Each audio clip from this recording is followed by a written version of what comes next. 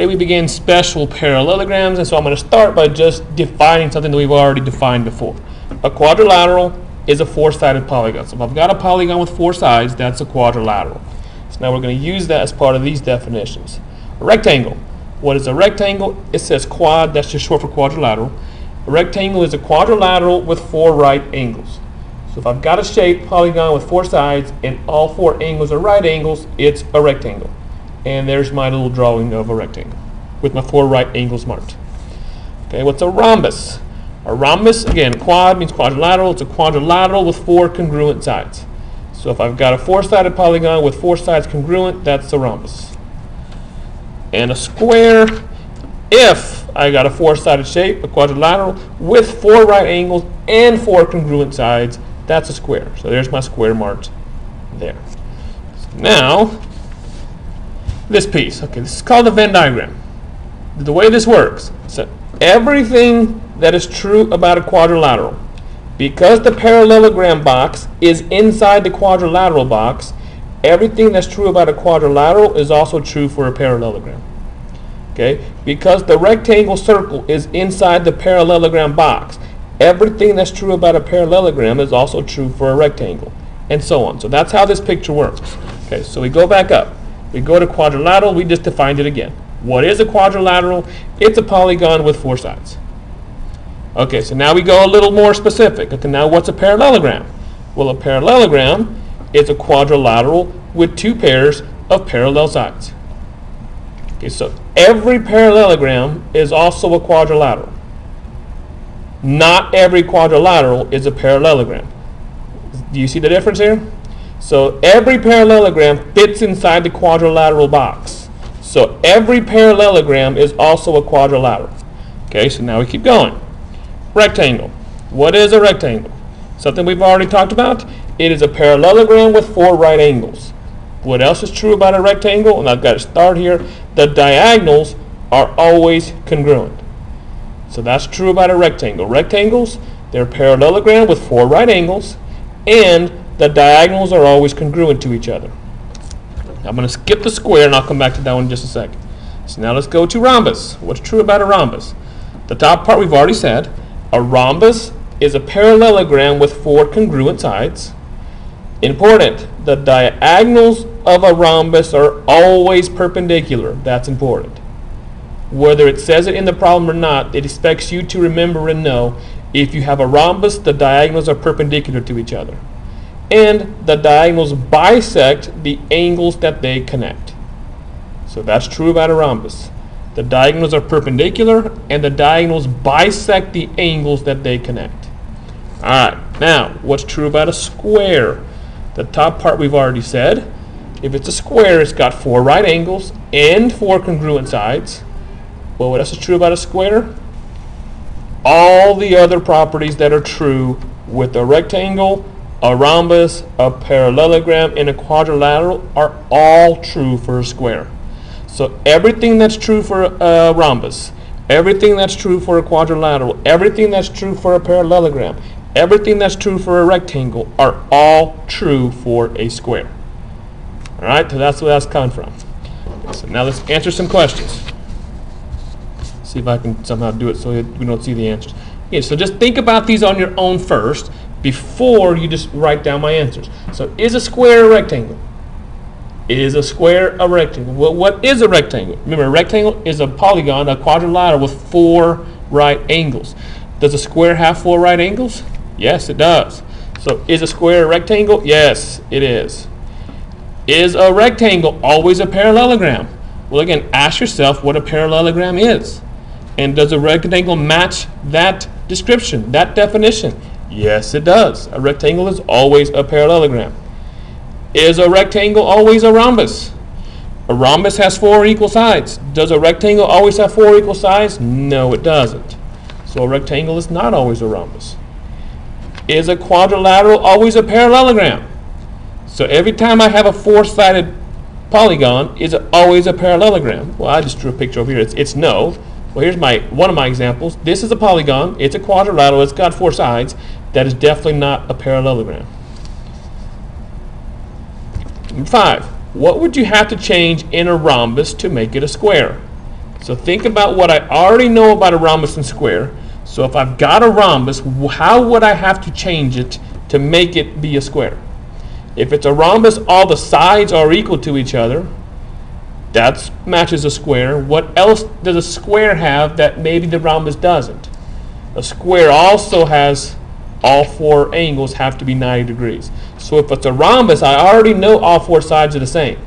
So how can I make sure it's a square? By making sure all four angles are 90 degrees. Okay, about this one. Again, think about these on your own first. What would you have to change in a rectangle to make it a square? So if we know we've got a rectangle, what do we know? We know all four angles are 90 degrees. So that's part of what a square is. What's the other part of a square? All four sides have to be congruent. Okay, well, let's do some problems. Gives me a square. Well, if it's a square, I know that rhombuses, the diagonals are perpendicular. And everything that's true about a rhombus is true about a square. So if I've got a square and it tells me that I do, then these two diagonals must be perpendicular, so these four angles in the middle have to be 90 degrees. So that's one thing that I know. So it tells me angle V. Well, angle V is 90 degrees because I know that these diagonals are perpendicular to each other. Well, then if we sort of notice, now I've got, when I just look at this piece, this little triangle, if this is 90 degrees because it's a square, this big angle, well, this X has to be 45 degrees and this has to be 45 degrees. And then I can look up here. Again, this is a square, so this big angle here is 90 degrees, so angle W must be 45 degrees and angle Z must be 45 degrees. So that's where I got most of my answers. Is when I draw in the diagonal, I create 45, 45, 90 triangles. So basically all I needed to do is figure out what A is.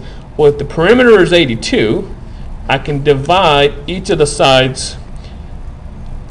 If 6A minus 2 is the side length, I know it's a square, then all four sides are the same. So I can take 4 of 6A minus 2, and that has to equal the perimeter. So I do a little bit of algebra, and I get that A is equal to 3.75. So again, important thing to remember here is that if it's a square, the diagonals are perpendicular to each other, so these angles will be 90 degrees in the middle. That's important.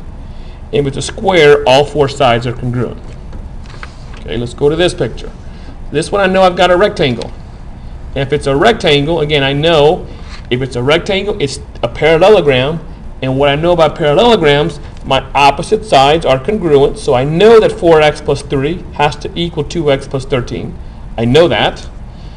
What else do I know? Well, I know that my diagonals are congruent. I know that. What I also need to know, again, I got 4 right angles. So if that's 54 degrees, then this has to be 36 to add up to 90 degrees. What else I need to know is that these two lengths are congruent. D to the intersection here and A to that point are congruent. So that's an isosceles triangle.